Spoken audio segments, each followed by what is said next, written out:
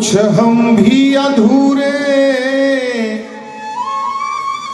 कुछ हम भी अधूरे, कुछ तुम भी अधूरे, आज दोनों बनेंगे पूरे पूरे, आज दोनों बनेंगे पूरे पूरे, आज दोनों बनेंगे पूरे पूरे। कुछ तुम भी अधूरे, कुछ हम भी अधूरे, कुछ तुम भी अधूरे, कुछ हम भी अधूरे, आज दोनों बनेंगे पूरे पूरे। आज दोनों बनेंगे पूरे पूरे।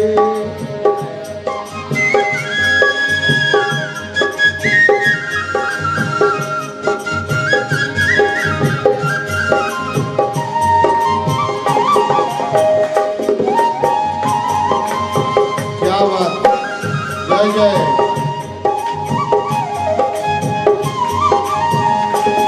कुछ हम भी अधूरे, कुछ हम भी अधूरे, आज दोनों बनेंगे पूरे पूरे।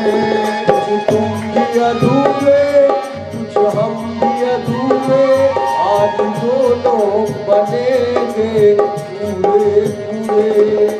हनुमान जी ने कहा आज संपन्नता का दिवस है, बहुत गीत भी गाने का अवसर नहीं है, प्रसंग को स्पर्श करके चलना पड़ेगा। परंतु हनुमान जी ने कहा मैं प्रण करता हूं, तुम मुझे सीता जी का दर्शन करा दो, मैं राम जी से तुम्हें मिलवा दूंगा। शर्त पक्की हो गई।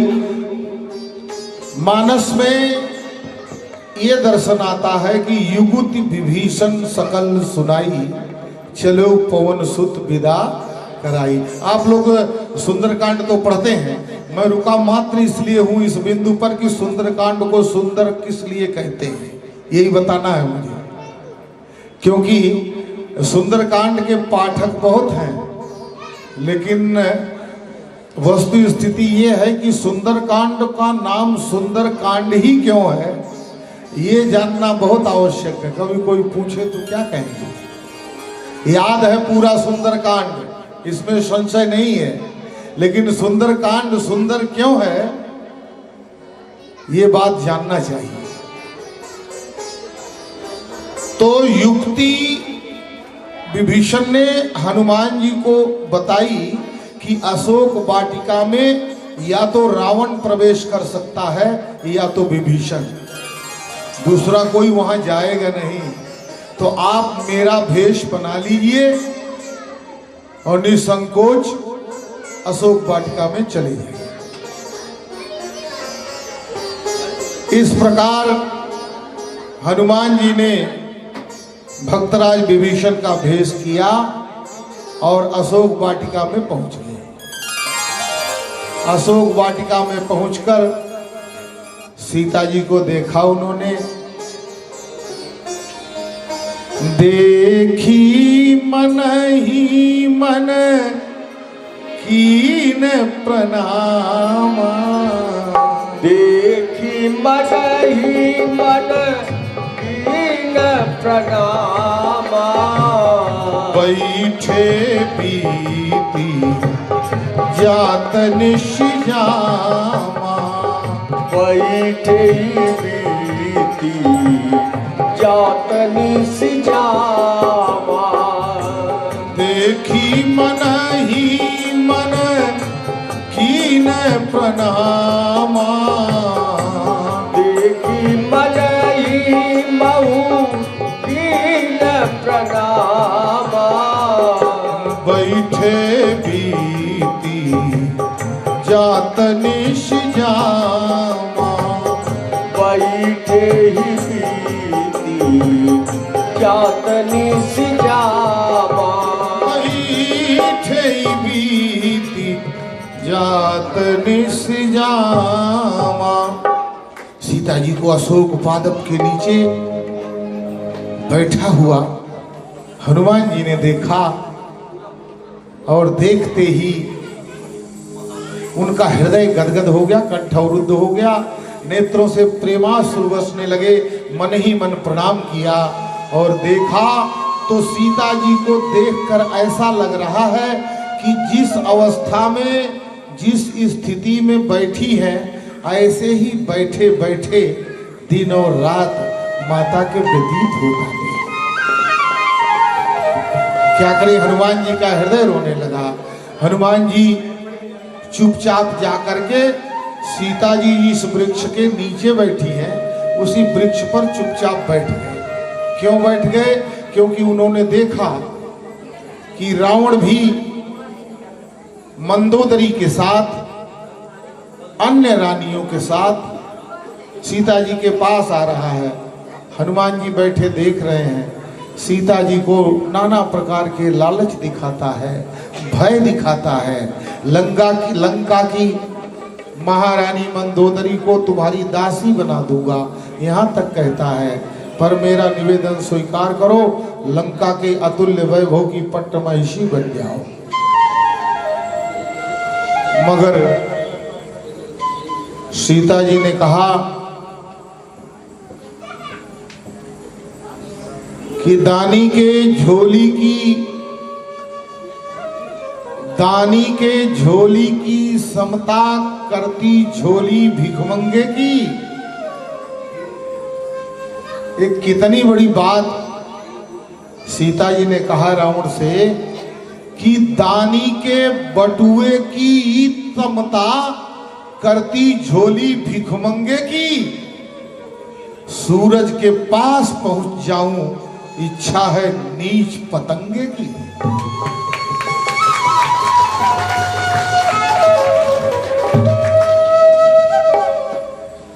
ये ज्वाला है, सत्य सनातन धर्म की मर्यादा से सराबोर ये देदीप्यमान ज्वाला।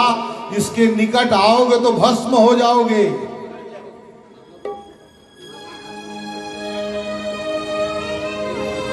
रावण क्रोधित हो जाता है और चंद्रहास खड्ग उठाकर सीता जी को मारने दौड़ पड़ता है। और ये दृश्य देखकर हनुमान जी पर क्या बीतती है, ये कहने की आवश्यकता नहीं है, आप स्वयं समझ सकते हैं। मगर हनुमान जी ने ये क्या देखा, रावण की रानी मंदोदरी ने ही रावण के तलवार वाला हाथ पकड़ती है और कहती है, महाराज ये क्या कर रहे हैं? त्रैलोक्य विजेता रावण क्या कहेगा इतिहास कि एक नारी पर शस्त्र उठाया?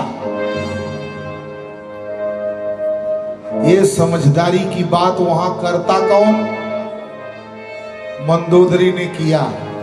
और इस समझदारी की बात को मानता कौन? अभिमानी रावण ने मान लिया।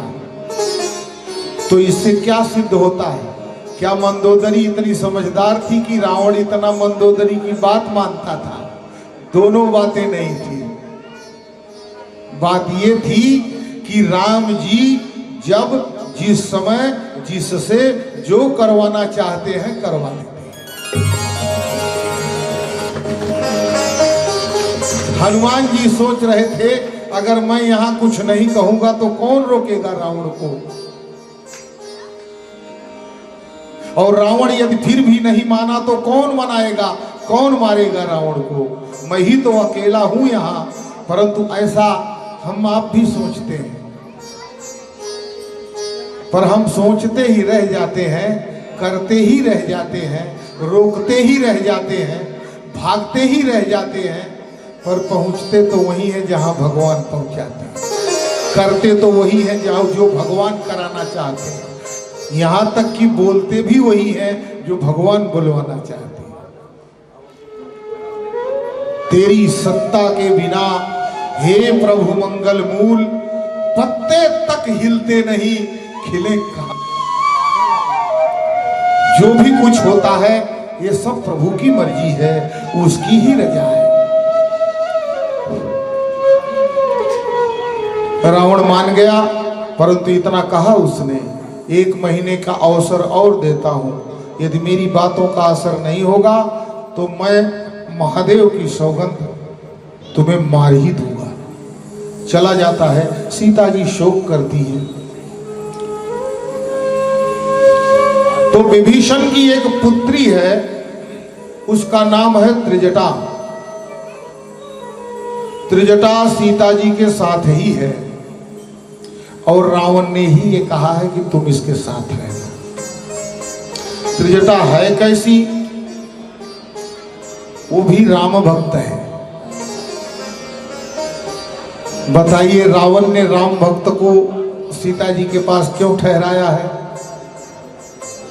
प्यारों, क्योंकि रावण भी राम जी का भक्त ही था।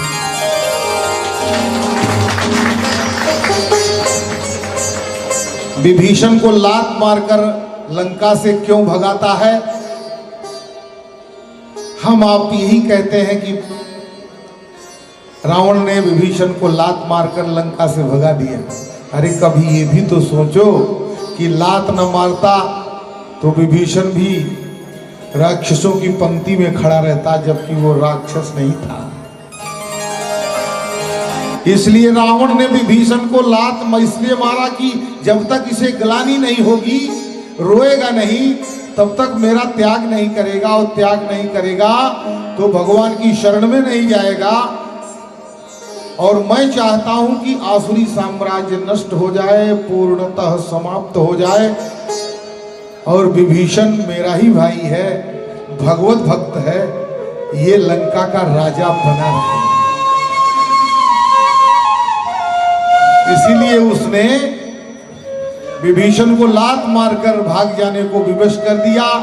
धन्य है वो भाई और धन्य है उसका लात, जिसने लात मारकर अपने वंशज को परमात्मा के पद का पालन करा दिया, भगवान का संपर्क करा दिया।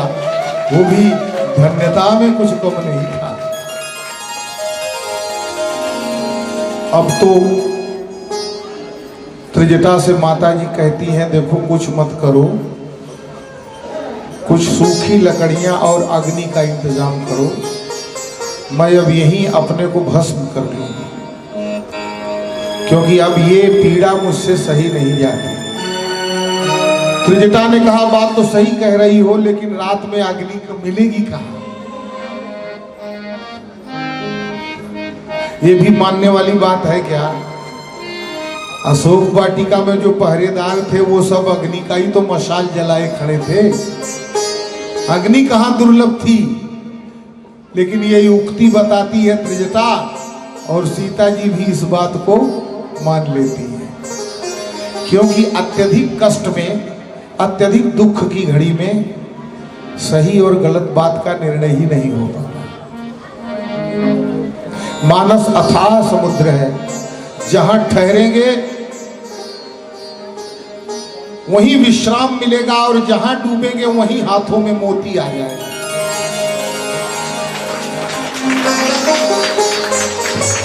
मैं कहता हूं ना, मानसकार ने यह घोषणा की है कि यह न मानसे तन न मानसे, जो मानस में नहीं है वो है ही नहीं।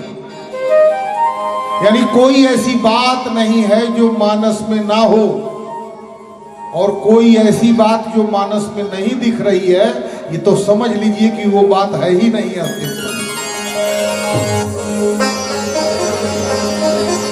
और इस प्रकार त्रिजटा ने सीता जी को रोका, तो सीता जी ने कहा कि हे वृक्ष,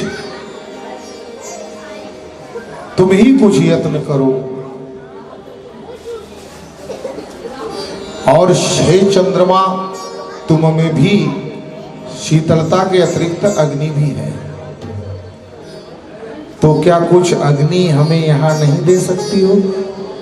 अग्नि प्रदान कीजिए ताकि मैं अपने संकल्प को पूर्ण कर सकूं।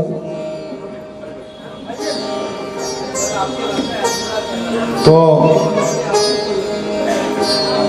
फिर भी अग्नि नहीं आती है, और इसी क्षण का लाभ लेकर हनुमान जी, जो राम जी ने मुद्रिका दी है, वो मुद्रिका हनुमान जी गिरा देते हैं।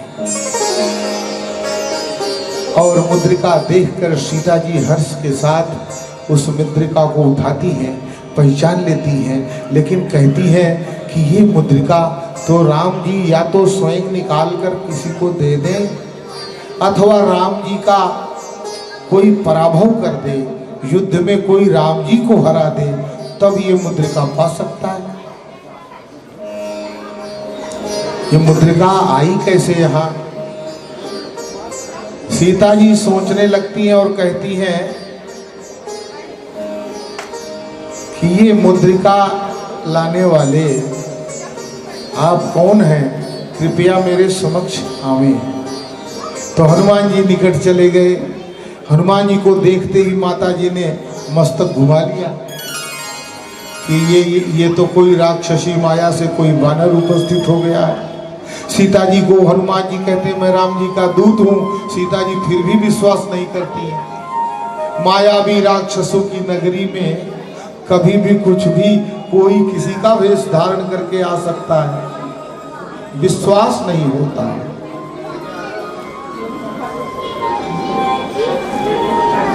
तो विश्वास हुआ कैसे? राम जी ने कहा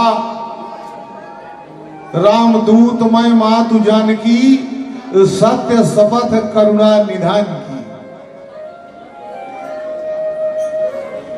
ये सत्य है कि मैं राम जी का दूत हूं और शपथ ये है करुणा निधान की शपथ खाता हूं कि मैं राम जी का दूत हूं।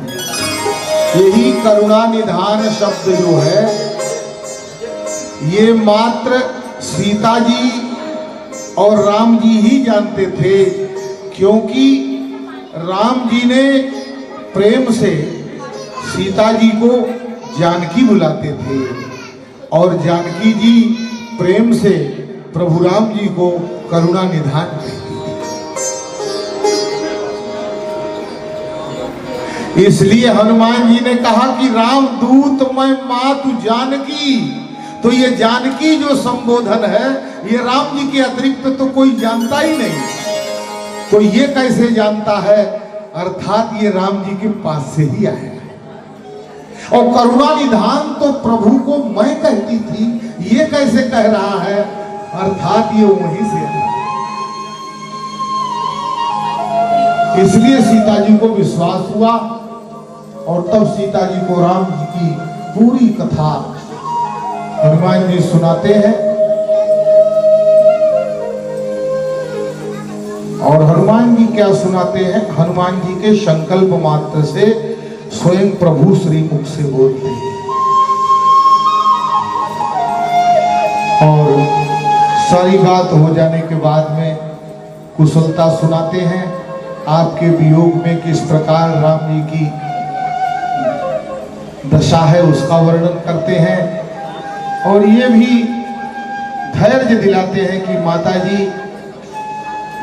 किष्किंधा के राजा सुग्रीव के वानर भलुओं की कटक भगवान की सहायता में है और शीघ्र ही जैसे ही मैं जाकर आपकी सुधि बताऊंगा वैसे ही भगवान अपनी पूरी सेना के साथ आकर इस आतताई राक्षस का अंत करके और तुम्हें अपने साथ ले जाएंगे। माता जी ने कहा सो तो ठीक है, मगर जो राम जी के साथ तुम्हारे वानर और भालुओं की कटक है, सेना है, उस सेना में सब वानर तुम्हारे ही जैसे हैं कि कोई है बलवान या कोई मुझे लगे कि ऐसा भी कोई है जो इस मतवाले राक्षसों से युद्ध कर सके? अरे हनुमान जी ने कहा माता आपकी कृपा से, प्रभु की कृपा से तो अत्यंत लघु अत्यंत निम्न सामर्थ्य वाला जंतु भी विशाल काय राक्षस का संहार कर सकता है। आपकी कृपा ही विशाल है, बाकी तो सब छोटे हैं। परंतु माता आपके जितने पुत्र सेना में हैं कोई ऐसा नहीं है जिससे अकेले रावण युद्ध करके उसे परास्त कर सके। आप निश्चित रहें और एक तो मुझे ही देख लीजिए, और फिर हनुमान जी ने अपना विशाल काय शरीर दिखाया। अतुलित बलधामं स्वर्ण शैलाभदेहं तनुजबल कृशानुम ज्ञानी नाम अग्रगण्य। सीता जी ने देखा तो ऊपर से नीचे तक देखा तो पूरा उनका कंठ टेढ़ा हो गया, इतने विशाल है हनुमान जी। और वज्रबाहु, एकदम वज्र के समान उनके अंग प्रत्यंग हो गए हैं। और सीता जी देखती हैं तो उन्हें लगता है कि वाह, ये तो अतुलित बलधाम है। अतुलित बलधाम का मतलब है इतना बल कि जिसकी तुलना किसी और अन्य से की नहीं जा सकती। और स्वर्ण शैलाभ ने हम देख कर तो ऐसा दिखाई देता है जैसे सोने का पहाड़। और उनको देखकर सीता जी को यह विश्वास होगा कि ये वानर निश्चर कुल को जलाने के लिए आग के समान है। इसको स्पर्श करते ही राक्षस जलेंगे, ये सीता जी को विश्वास हो गया। और इतना ही नहीं, सीता जी को यह भी विश्वास हुआ कि ये वानर ज्ञानी भी है, बल्कि ज्ञानियों की श्रेणी में सर्वश्रेष्ठ और सर्वोपरि और प्रथम अंक पर उपस्थित होने लायक है। ज्ञानी नाम अग्रगण्यम, ज्ञानियों में सबसे आगे गिना जाएगा। और इतना ही नहीं, सीता जी ने यह भी कहा कि जितने गुण होते हैं वो सभी गुणों का खजाना है।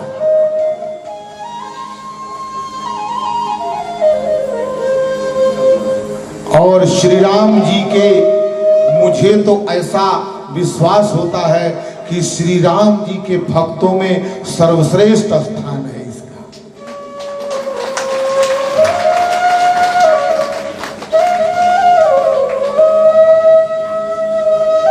और सीता जी ने कहा कि मैं तो अपने प्राण त्यागने ही वाली थी, परंतु तुमने हनुमान आकर बचा लिया। तो हे हनुमान, जाओ, मैं तुम्हें आशीष देती हूं कि हे पुत्र, अजर अमर गुण निधि सूत हो, अजर अमर गुण निधि सूत हो, अजर अमर गुण निधि सूत हो, करही सदा रघुनायक छोड़ू, करही सदा रघुनायक छोड़ू, अमर गुण निधि सूत हो, करहु सदा रघुनायक छोड़ू। अजर अमर गुण निधि सूत हो, अजर अमर गुण निधि सूत हो, करहु बहुत रघुनायक छोड़ू, करहु बहुत रघुनायक छोड़ू, अजर अमर गुण निधि सूत हो, करही सदा रघुनायक छोड़ू। अजर अमर गुण निधि सूत हो, करहु बहुत रघुनायक छोड़ू। करहु बहुत रघुनायक छोड़ू। सीता जी ने कहा, सदा सर्वदा रघुनाथ जी की कृपा कटाक्ष और उनका वरद हस्त तुम्हारे मस्तक पर सदैव रहेगा। और काल कालांतर में किसी भी गणना के कालखंड में अथवा तो किसी युग में जहां राम मंदिर होगा तो राम दुलारा भी होगा। माता जी ने विचार किया मैं इसे क्या दे दूं। माता जी फिर निर्णय करती हैं जो मेरे पास है वो सब इसको दे देती है। और माता जी ने क्या दिया,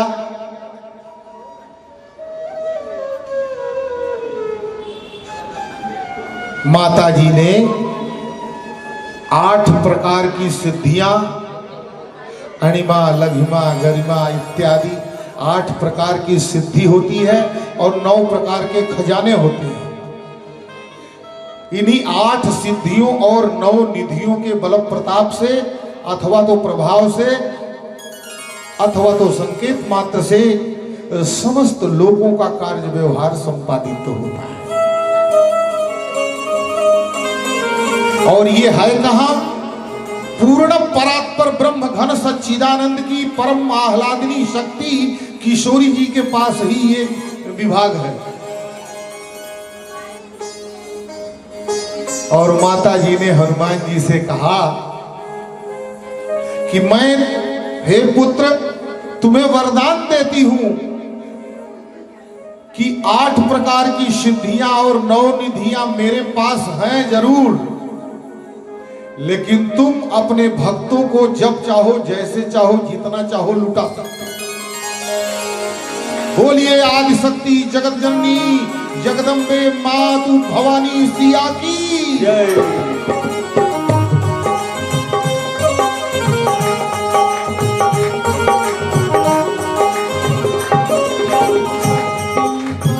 और इस प्रकार आप लोग हनुमान चालीसा में तो पढ़ते हैं, कोई नई बात बता रहा हूं। अष्ट सिद्धि नवनिधि के दाता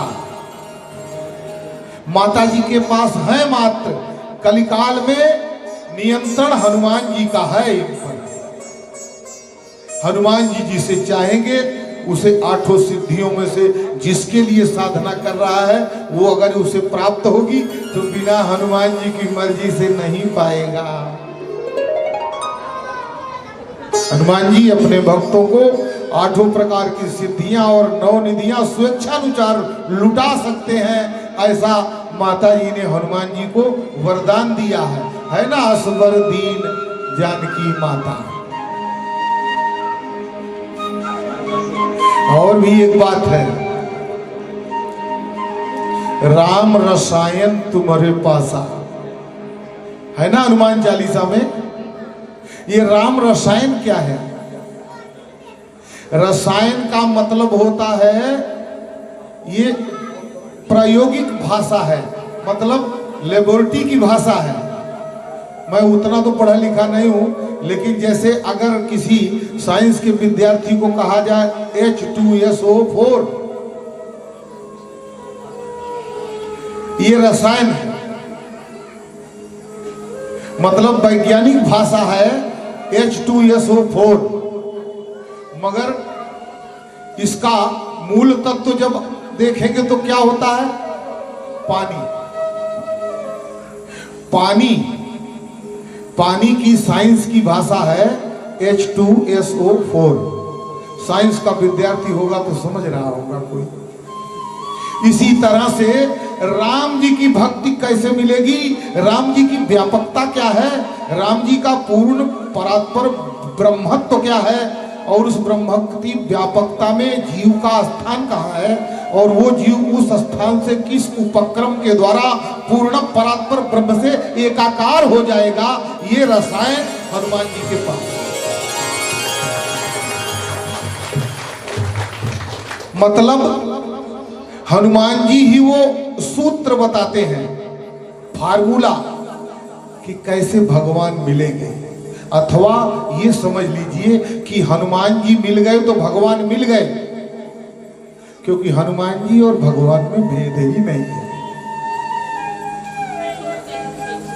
ये सब माता जी ने ऐसे वरदान देकर अपने पुत्र हनुमान को संवार दिया और बोला, बेटा जाओ, जगत तुम्हारी पूजा करेगा। हनुमान जी कहते हैं मां आदेश नहीं है स्वामी का, वरना मैं ही दिखला जाता और सारी लंका को चौपट कर और आपको कंधे पर बैठा के ले जाता। मगर हे मां, वो दिवस निकट ही है, बानर सेना सजने दीजिए, लंका में त्राही होगी, बस रण भेरी बजने दीजिए।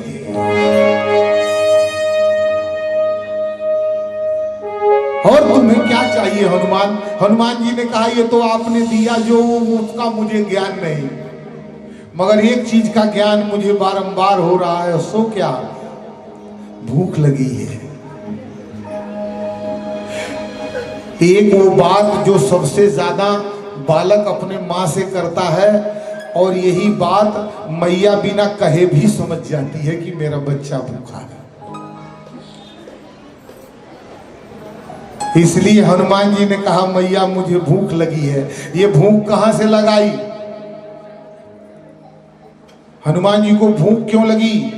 कालजयी होता है ना, इंद्रियजयी होता है ना ब्रह्मचारी, तो हनुमान जी को भूख क्यों लग गई? ये भी भगवान की ही प्रेरणा है।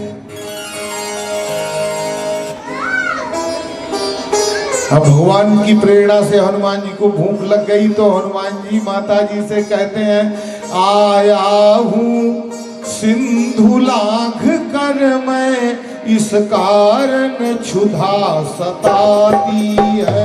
आया हूँ सिंधु लाघ कर मैं, इस कारण क्षुधा सताती है। आया हूँ सिंधु लाघ कर मैं, इस कारण सुधा सताती है। आया हूँ सिंधु लाघ कर मैं, इस कारण क्षुधा सताती है। और ये वृक्ष फलों से लदे देख आकुलता बढ़ती जाती है। वृक्ष फलों से लदे देख आकुलता बढ़ती जाती है। माता जी कहती हैं जाओ, देखी बुद्धि बल निपुण कपि, कहेउ जानकी जाऊ, रघुपति चरण हृदय धरी, तात मधुर फल खाऊ।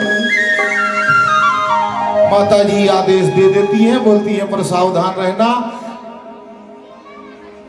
इस उद्यान के रखवाली में बड़े भयंकर और दुराधर्ष योद्धा राक्षस सब पहरे पर नियुक्त है, तुम्हें पीड़ा न दे, इसका ध्यान रखना। अरे हनुमान जी ने कहा रखवाली पर जो माली है, इनका किंचित भय नहीं मुझे। रखवाली पर जो माली है, इनका किंचित भय नहीं हमें। रखवाली पर जो माली है, इनका किंचित भय नहीं मुझे। रखवाली पर जो माली है, इनका किंचित भय नहीं मुझे। कर कृपा दृष्टि माता की है, तो कोई संशय नहीं मुझे।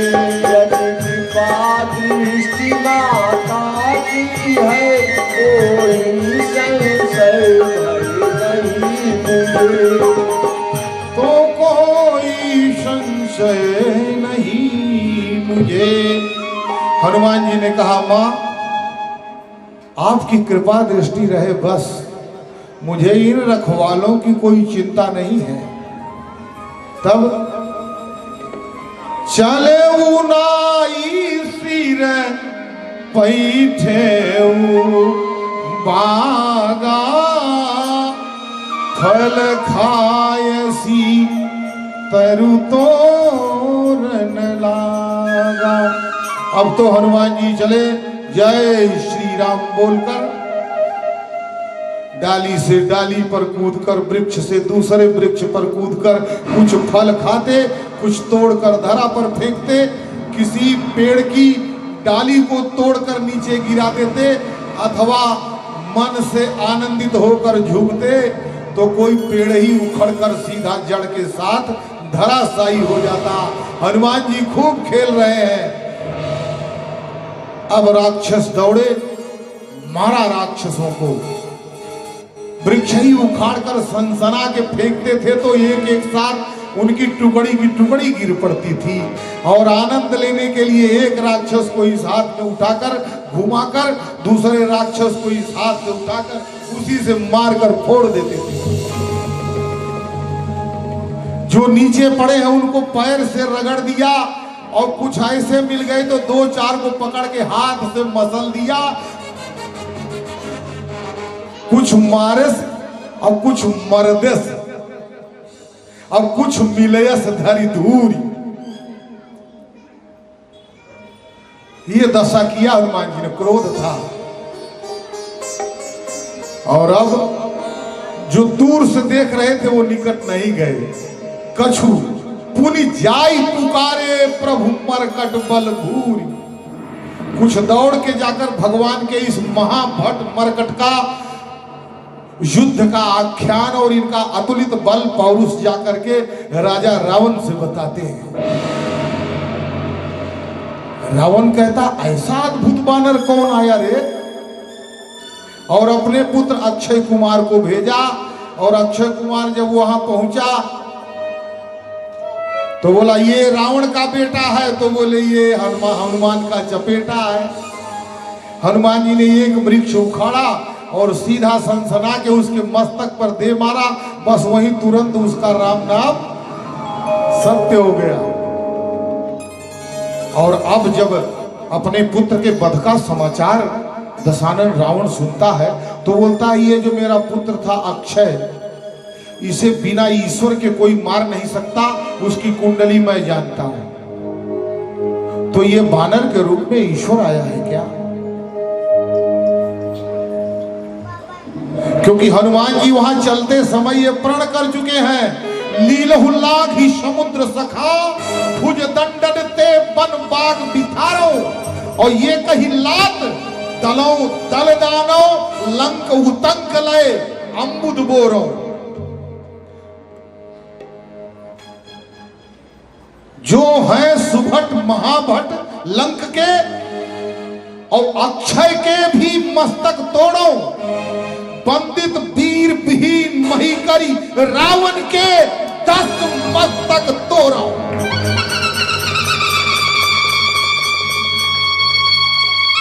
ये तो हनुमान जी ने प्रण कर लिया है, वही प्रण पूर्ण कर रहे हैं। हनुमान जी ने मन ही मन सौगंध लिया था, श्री राम जी के कमलवत चरणों की सौगंध है। रावण महान अहंकारी है, परंतु मैं अपने इस अभियान में रावण के अहंकार को नष्ट कर दूंगा। तो रावण को अहंकार किस पे था? सर्वप्रथम ये था कि लंका में बिना मेरी मर्जी के कोई प्रवेश नहीं कर सकता, और हनुमान जी सहर्ष प्रवेश कर गए। एक दूसरा ये था कि अशोक वन में पक्षी भी बिना रावण की अनुमति से प्रवेश नहीं कर सकता। हनुमान जी अशोक वन में भी प्रवेश कर गए। ये रावण के अहंकार के बिंदु थे, और रावण को ये पूर्ण आभास था, ज्ञात था, विद्वान था रावण। ज्योतिष भूतम भव्यम भवत सर्वम निजाना, त्रिकाल दर्शा था रावण, त्रिकाल दृष्ट कर सकता था। उसे ये ज्ञान था कि मेरे इस पुत्र को ईश्वर के अतिरिक्त कोई मार नहीं सकता। इसलिए उसने भेजा कि बानर अद्भुत है, अक्षय कुमार को भेजते हैं, जिसका नाम ही अक्षय है, मतलब जो उसका क्षरण नहीं होगा, जो क्षय से विहीन है, क्षय जिसका हो ही नहीं सकता, उसी का नाम तो अक्षय है। रावण ने उसको भेजा। उस पर रावण को बहुत बड़ा घमंड था हनुमान जी ने एक ही चपेटे में वो टांग पकड़ के उठाई और घुमाया और पटक दिया, ऊपर से एक पेड़ उखाड़ के रख दिया, स्वाहा हो। ये हनुमान जी अपने सारे प्रण पूर्ण कर रहे हैं। इसीलिए तो रावण कहता है ऐसा अद्भुत बानर।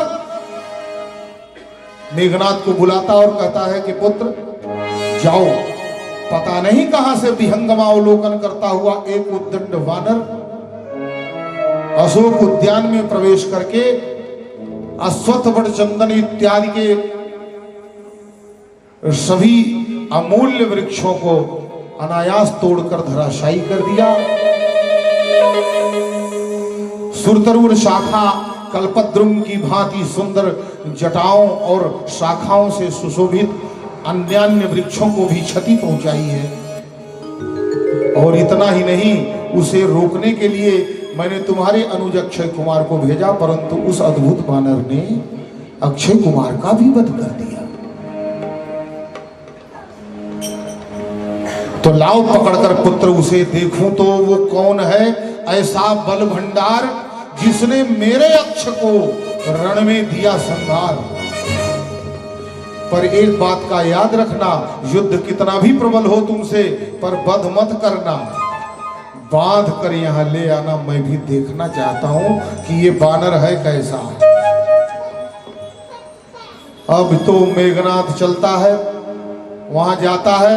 मेघनाथ को देखते ही, जैसे ही मेघनाथ ललकारता है, हनुमान जी एक वृक्ष उठाकर उसके रथ पर फेंक देते हैं। घोड़े, रथ और सारथी सब नमो राघवाय हो जाते हैं। बचता है तो अकेला मेघनाथ। मेघनाथ कहता है तुमने इस भांति मुझ पर प्रहार कर मुझे रथ से विहीन कर दिया, सारथी से शून्य कर दिया, घोड़े सब समाप्त हो गए। बोले तो भाई यदि तुमसे कुछ न बन पड़े तो बाप को अपने बुलवा लो, और अगर कुछ बन पड़ता है तो कौतुक कौशल दिखाओ।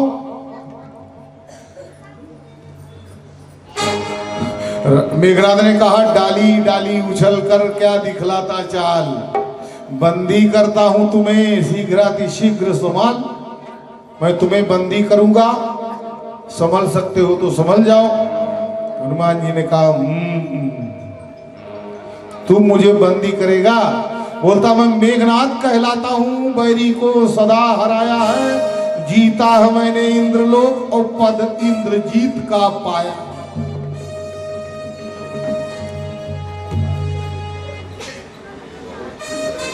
हनुमान जी कहते हैं देख भाई तू इंद्रजीत कहलाता है तो मैं कामजीत कहलाता हूं। तू दीपक लेकर चलता होगा पर मैं रामाश्रय उजियाला हूं।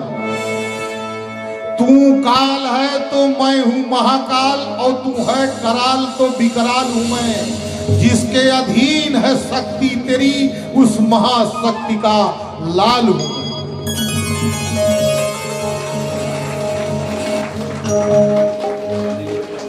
और हनुमान जी का रावण का तुमुल युद्ध प्रारंभ हो गया। कैसे भी अंकुश, कैसे भी कराल बाण मेघनाथ छोड़ता था, हनुमान जी हंसकर उसे टाल जाते थे। और अंततोगत्वा मेघनाथ को लगा कि निश्चित रूप से ये वानर अजेय है, अवश्य ही मायावी प्रपंच करना होगा, अन्यथा ये बांधा नहीं जा सकता। तब उसने ब्रह्म फांस फेंका और हनुमान जी ने कहा ये ब्रह्मास्त्र है, महाअस्त्र, ये ब्रह्म शस्त्र ब्रह्मा का है, मैं इसे तोड़ भी सकता हूं, पर सम्मान ध्यान ब्रह्मा का है। अगर इसका मैं खंडन करूंगा तो ब्रह्म का अपमान हो जाएगा, इसलिए ब्रह्म के सम्मान का समादर करते हुए ये ब्रह्म सेवक इस ब्रह्म फांस के वशीभूत होता है। और जब ब्रह्म फांस हनुमान जी ने स्वीकार कर लिया तो फिर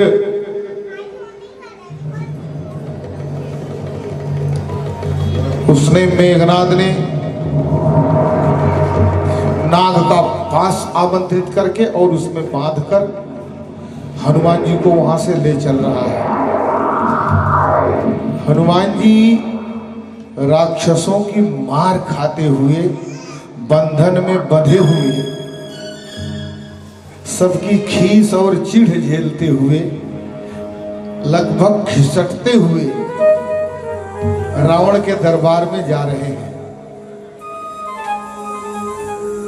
देखिए, ये होती है भक्ति और ये होता है भक्त। हनुमान जी से किसी ने पूछा कि बड़ी दुर्दशा की है तुम्हारी लंका में राक्षसों ने, बांधा, घसीटा, लात मुक्के मारे, इतने पे नहीं बना तो पूंछ में आग लगा दी। बोले भाई बांधे गए आप। हनुमान जी ने एक ही सरल उत्तर दिया कि मोहि न कछु बांधे कर लाजा, कीन चहो निज प्रभु कर काजा। हनुमान जी ने कहा मुझे मतलब तो प्रभु के काज करने से है, बीच में मेरे साथ क्या होता है इसको तो मैं देखता ही नहीं।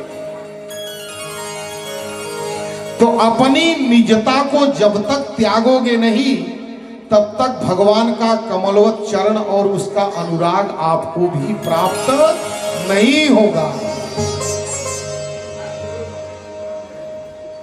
और इस प्रकार हनुमान जी रावण के दरबार में गए। रावण ने अद्भुत वानर को देखा, कई सारे प्रश्न किए।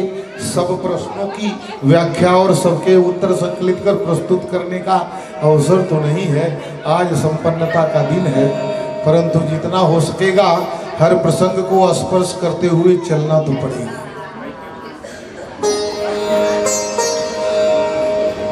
रावण ने अनेकों प्रश्न किए, हनुमान जी ने अनेकों उत्तर दिए। चलिए उन सबको छोड़ भी दे तो एक मूलभूत प्रश्न की चर्चा आवश्यक है। हनुमान जी ने लंका में रावण के दरबार में एक मंत्र दिया। हनुमान चालीसा में उसी मंत्र की व्याख्या प्रस्तुत की गई है।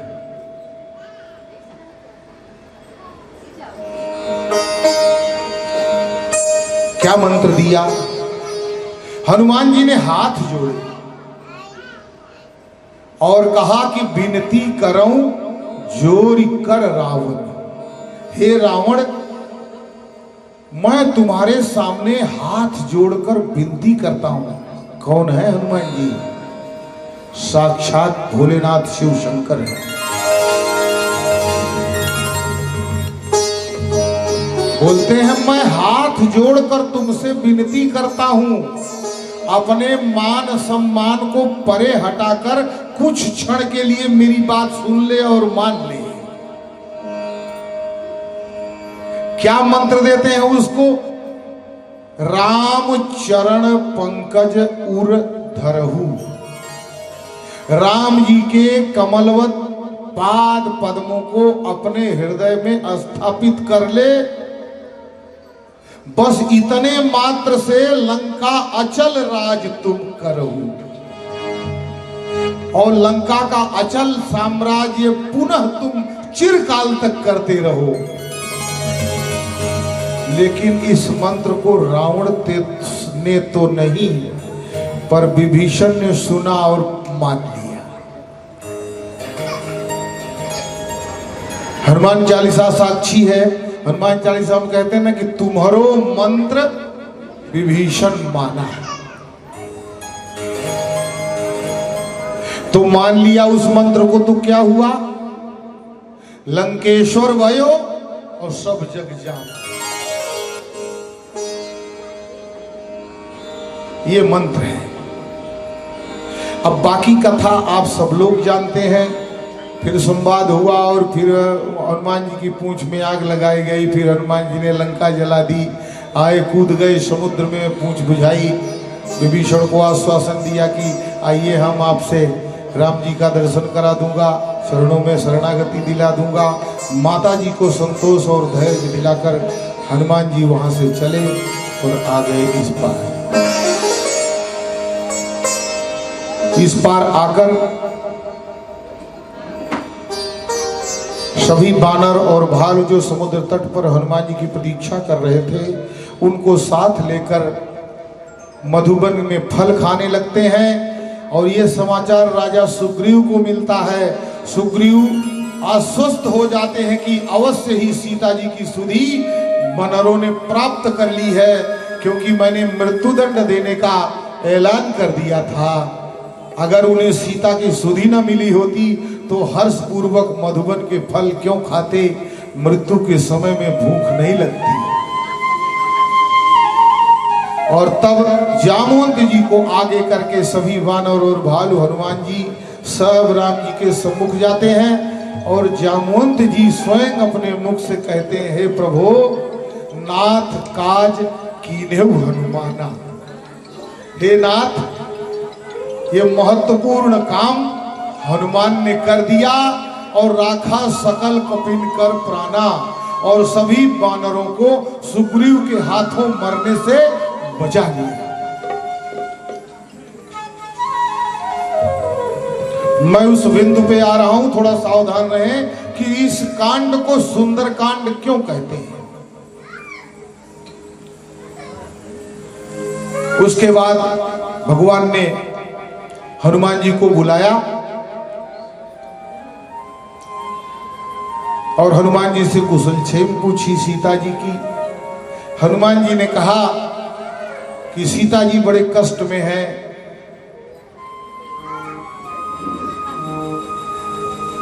जिस तरह बेचारी जिह्वा हो 32 नुकीले दांतों में, वैसे सतवंती रहती हैं उन महाअसुर मदमातों में। हे प्रभु, मैं दृश्य देख कर आया हूं, मुझे धैर्य रखते बनता नहीं है। आप आदेश दे, रणभेरी बजने दें, जैसे तैसे हम वृक्षों और पत्थरों से रावण का दुर्ग ढहा देंगे। पल भर में द्वार कपाट तोड़ लंका में प्रलय मचा देंगे। अरे जब राजभवन को तोड़ेंगे तो निश्चर स्वयं अकुलाएगा, सीता जी को दे जाएगा या लड़कर मरने आएगा।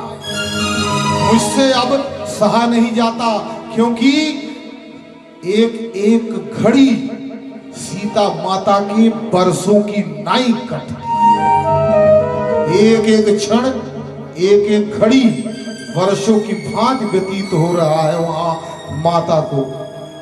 राम जी ने कहा, हनुमान, सीता बड़ी विपत्ति में है। और हनुमान सावधान। बोले, नहीं प्रभु, विपत्ति में तो नहीं है। तो बोले, फिर तुम इतने क्यों उड़े जा रहे?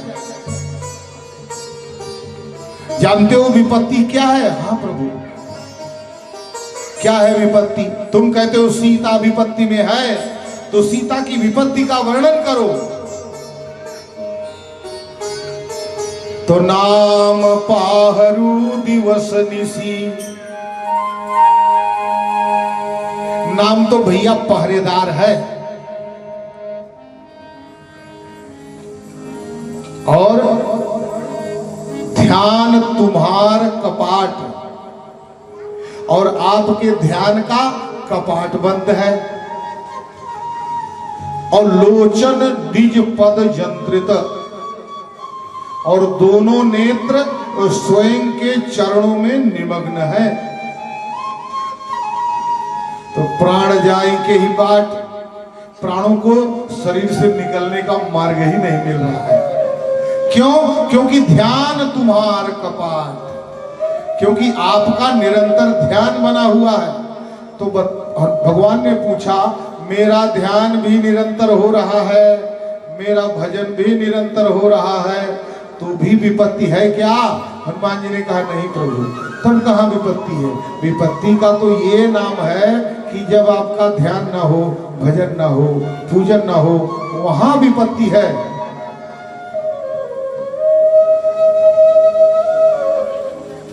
कहाँ हनुमंत विपत्ति प्रभु सोई,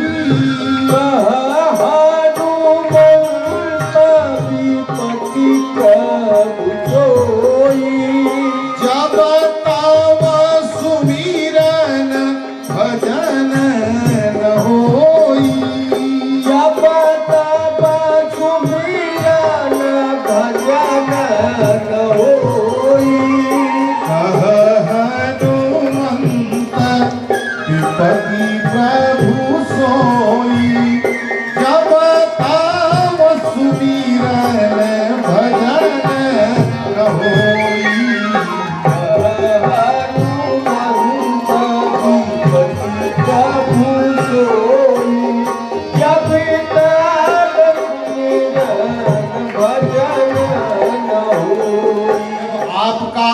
सुमिरन और भजन ना हो,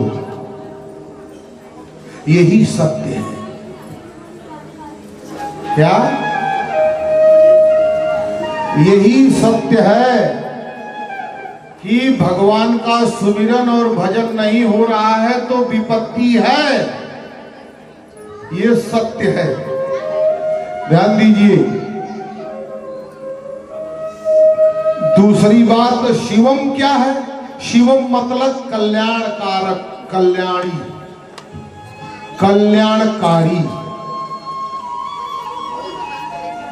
तो शिवम किसे कहते हैं?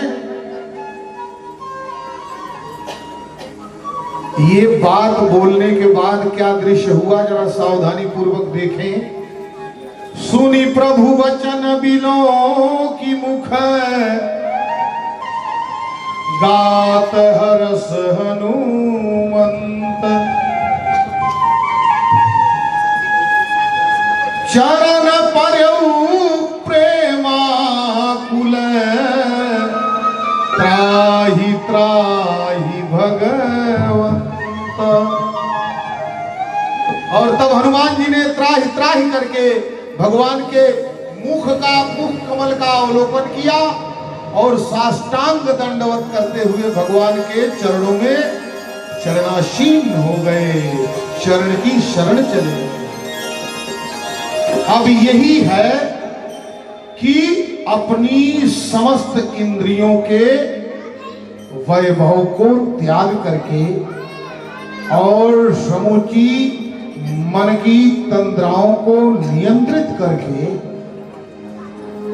संपूर्ण भाव से एकमेव अपने ईश्वर के समक्ष अपने को समर्पित कर देना, यही शिवम है। इसे ही शिव कहते हैं, यही शिवम है।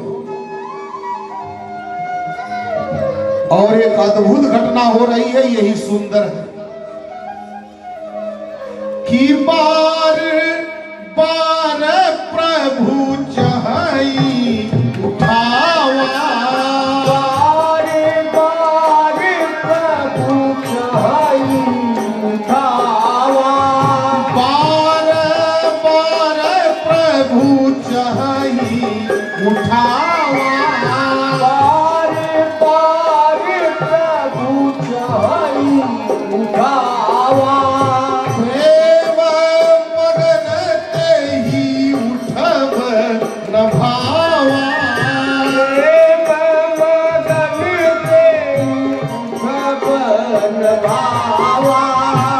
बार बार प्रभु चाही उठावा, प्रेम मगन तेहि उठब न भावा।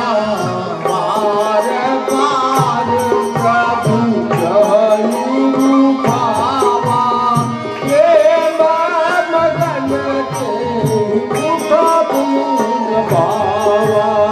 प्रेम मगन तेहि उठब न भावा।